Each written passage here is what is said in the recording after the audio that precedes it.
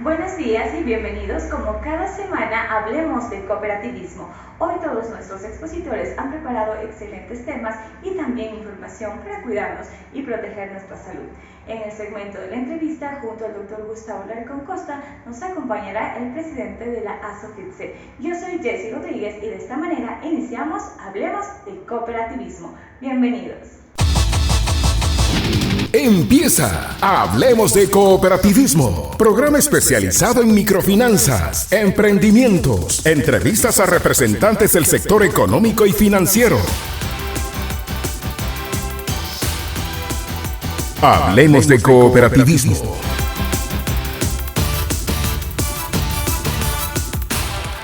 Y ahora vamos con nuestro segmento, la entrevista, que llega gracias al gentil auspicio de Copcentro, que cada vez está más cerca de usted. Recuerde que puede visitar todas nuestras agencias a nivel nacional. En esta mañana, junto al doctor Gustavo Larcón Costa, nos acompaña el señor Edgar Peña Herrera. Bienvenido, doctor, buenos días. Muy buenos días a todos los cooperativistas. Esta semana le hemos invitado a Edgar Peña Herrera, quien es el presidente ejecutivo de ASOFITSE, de la Asociación del Sistema Financiero Popular y Solidario, que abarca las cooperativas de ahorro y crédito y mutualistas del país.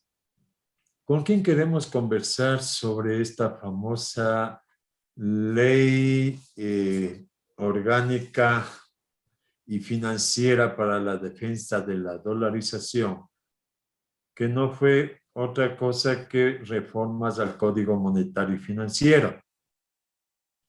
Para que nos explique y nos quite muchas dudas al sector cooperativo de ahorro y crédito, en qué consiste esta ley, en qué favorece a las cooperativas o nos puede complicar, como comúnmente se dice, la vida a las cooperativas.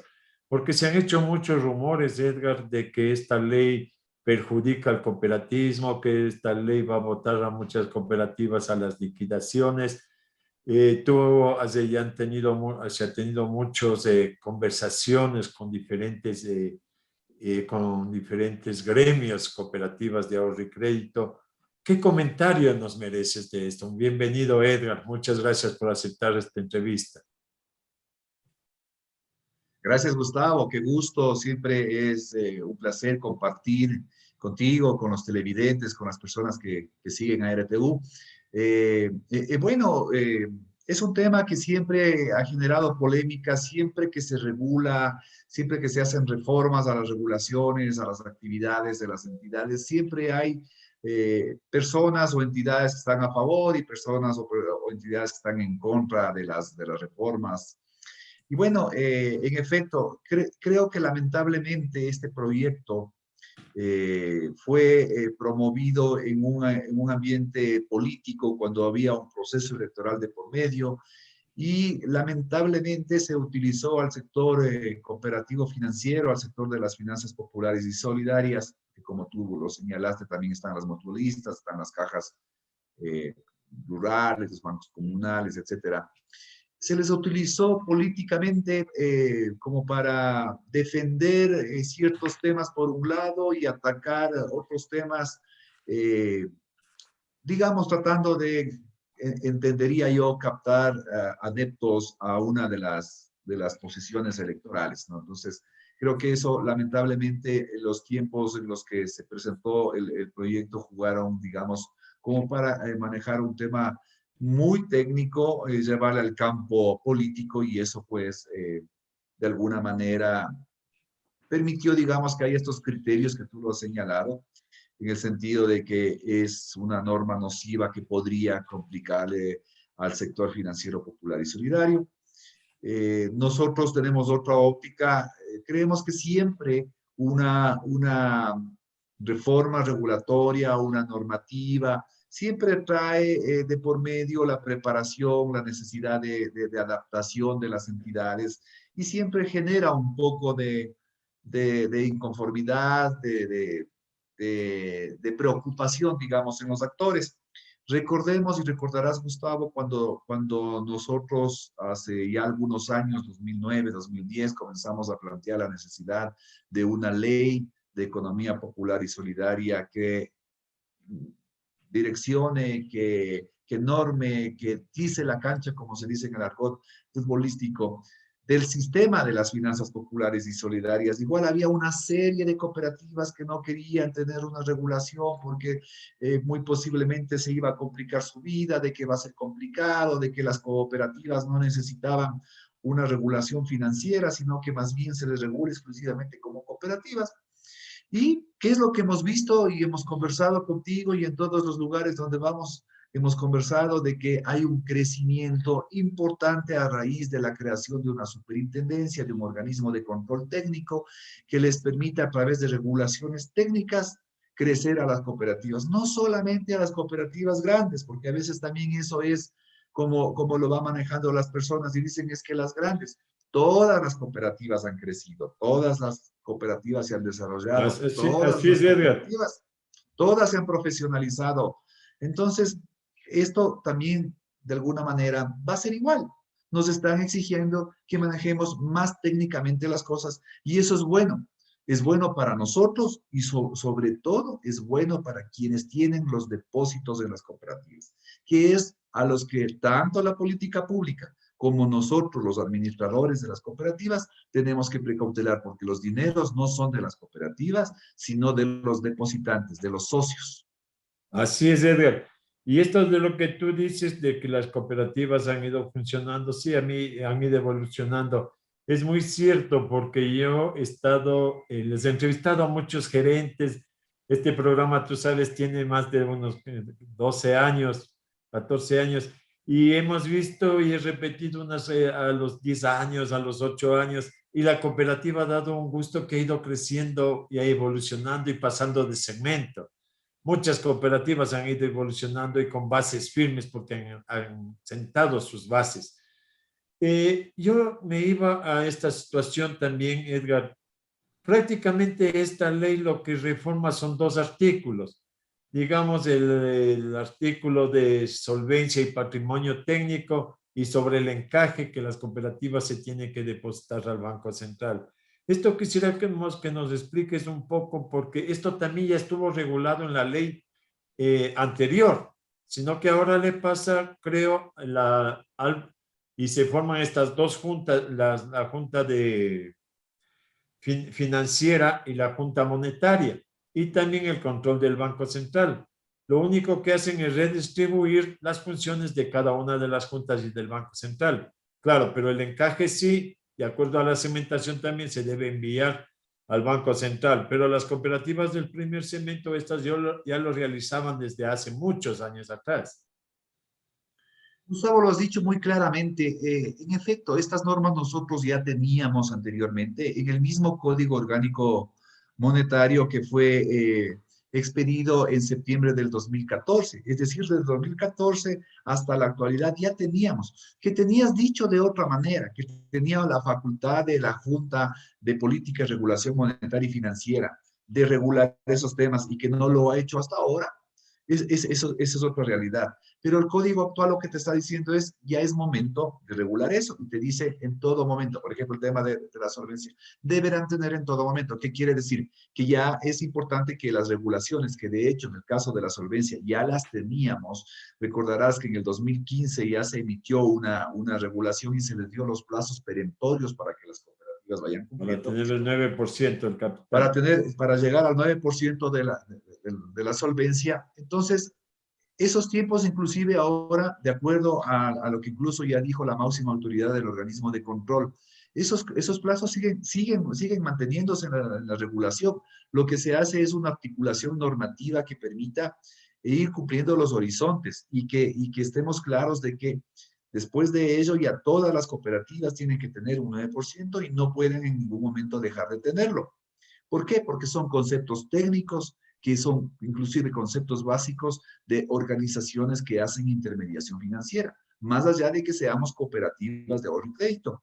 No podemos nosotros, como entidad cooperativa financiera, captar, por decirte, $100 y prestar esos mismos $100, porque en algún momento podría ser que 2 o 3 o 4 socios no cancelan sus cuotas y entonces tienes un descalce. Entonces hay que tener por alguna razón precisamente esos conceptos técnicos que te permitan cubrir cualquier descalce que te podría pasar precisamente por algún riesgo de no pago, que precisamente ahora en pandemia todos estamos viviendo esta realidad.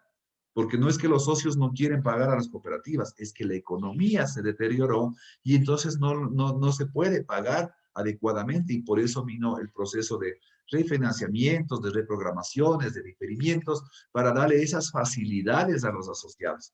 Pero para eso tenemos también que tener una norma técnica que nos permita administrar adecuadamente a las entidades, siempre con el concepto fundamental de garantizar los depósitos de los asociados. Y lo mismo era en el encaje, es la misma situación.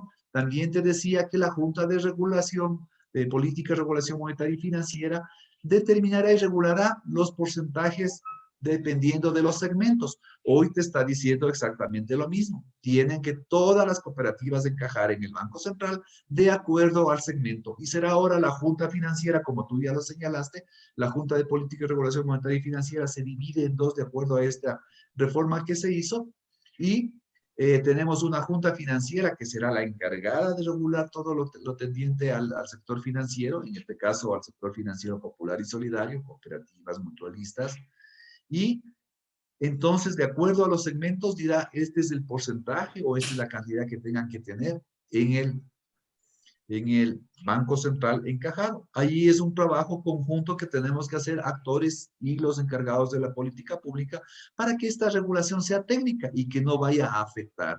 Nosotros siempre somos propositivos y creemos que nadie de los encargados de la política pública van a tomar decisiones para destruir a las redes, sino para fortalecer, para complementar las actividades que estaban pendientes, para mostrar a los socios, a la comunidad en general, que hay entidades solventes, porque de eso se trata. Cuando hacemos intermediación financiera tenemos que ser solventes, porque estamos captando recursos de los asociados y estamos prestando a otros asociados. Entonces hay que ver precisamente que por prestar a otros asociados no tengamos ninguna imposibilidad, digamos, de devolver los recursos cuando el socio lo necesita. Porque eso es lo que a veces se olvidan las personas, que los dineros son de los depositantes, de los asociados, y hay que estar cubiertos para cuando el socio necesite su dinero. Ninguna entidad puede decirle al socio o en caso de un banco al cliente, decirle, ¿sabe qué? Hoy no tengo la plata, véngase después de un mes. Eso es imposible. Entonces, para que eso nunca pase, para que cuando mañana el socio o el cliente de una institución financiera que necesite su dinero ese rato, la entidad le tenga que decir, tome señor, muchas gracias, aquí está su dinero. Así funciona esto. Para garantizar eso, se están poniendo estas normas. Así es, Edgar. Tú sabes que ya vivimos 10 años de acomodo del cooperativismo a un sistema financiero real, que nos hemos acoplado a normas internacionales de Basilea y a todas esas cosas que todo un sistema financiero debe llevar. Pero también es cierto que estas normas no tienen tiempo. No tienen, tal vez no, hay que estar a lo que digan ahora las juntas y el banco. Ahí yo creo que tal vez tengamos que ver un poquito también de gracia cómo fue tratada al principio la norma, para que nos vayan alargando las cooperativas de acuerdo a la segmentación, de acuerdo a la experiencia que tenían. Sí, ahí justamente es un trabajo de los organismos de integración ahora, el precautelar, tal cual lo hicimos en el 2015 con las regulaciones que nacieron fruto de la exigencia del código aprobado en el 2014. Es decir, trabajemos en conjunto para que las normas que salgan les den los plazos respectivos a las cooperativas en la dinámica que éstas van teniendo. Y eso es lo que hicimos en el 2015. Trabajar en conjunto con la Superintendencia de Economía Popular y Solidaria y con la Junta de Política y Regulación Monetaria para que la regulación no asfixie a las cooperativas, pero que sí les vaya preparando para cada día ser mejores, que es lo que hicimos en el 2015 y ahora nos tocará hacer algo bastante parecido precisamente para cumplir con estos objetivos de la norma, pero sin asfixiar a las cooperativas, para que vayan adecuándose. De hecho, como tú dijiste, y me voy a permitir dar unos datos, desde que nació la Ley de Economía Popular y Solidaria, éramos alrededor de mil cooperativas. Nunca se supo exactamente el número adecuado, el número real de cooperativas que habían antes de la norma. Ahora son 514 14 cooperativas y desde el 2012, creación de la ley de la Superintendencia de Economía Popular y Solidaria, acá hemos crecido en activos del 202%. Pasamos de 6.027 millones a 18.207 millones. Eso no es fruto de la casualidad, es fruto del esfuerzo de las entidades, pero también es fruto de una regulación adecuada que les ha permitido fortalecerse, profesionalizarse y llevar de mejor manera las cosas. Igualmente, en certificados de aportación se ha crecido el 67%. Se pasó de 4.9 millones en el 2012 a 8.2 millones de certificados de aportación. Y así podemos hablar de cifras importantes de crecimiento que se ha dado gracias también a esta normativa que le ha permitido ordenar adecuadamente al sector.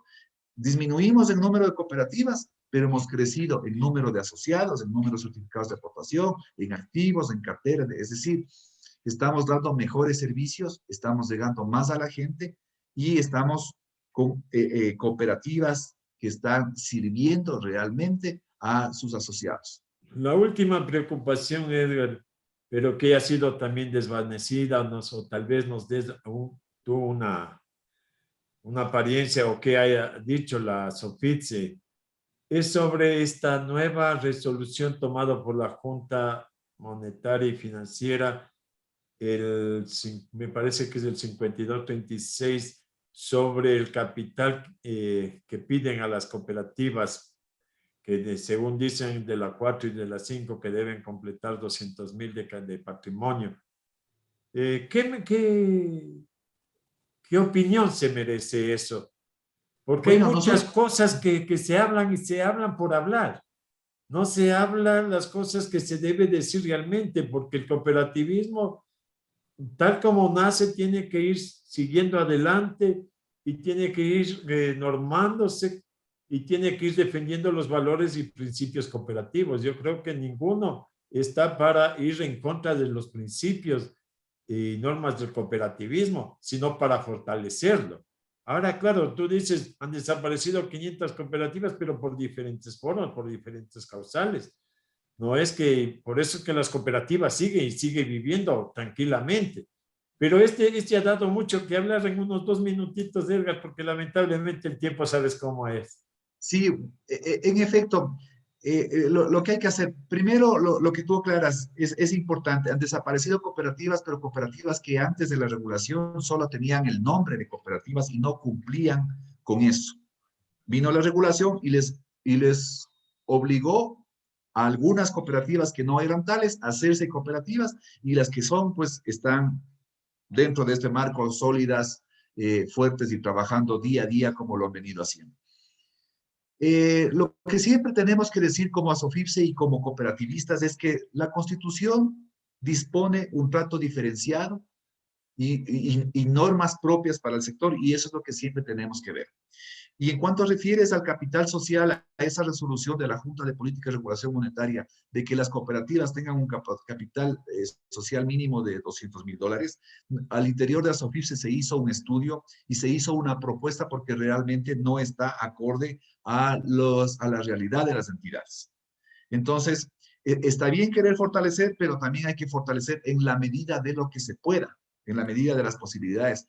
No le puedes exigir a una entidad que mañana se duplique, por poner un ejemplo, se duplique en activos. No, hay todo en la vida, tiene un ritmo de crecimiento, una posibilidad, hay un mercado, hay una situación en la que dice, te muestra un comportamiento de cómo puedes ir creciendo en distintos indicadores. Entonces, lo que hay es que respetar precisamente esos indicadores.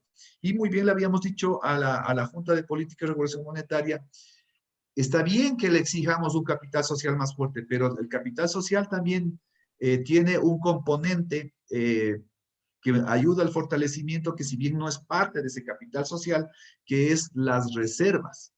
Y de hecho, en el 2015, los organismos de integración peleamos para que se permita capitalizar a través de los aportes que los socios puedan dar en la medida en que van demandando crédito, aportar directamente al fondo de reserva de la cooperativa.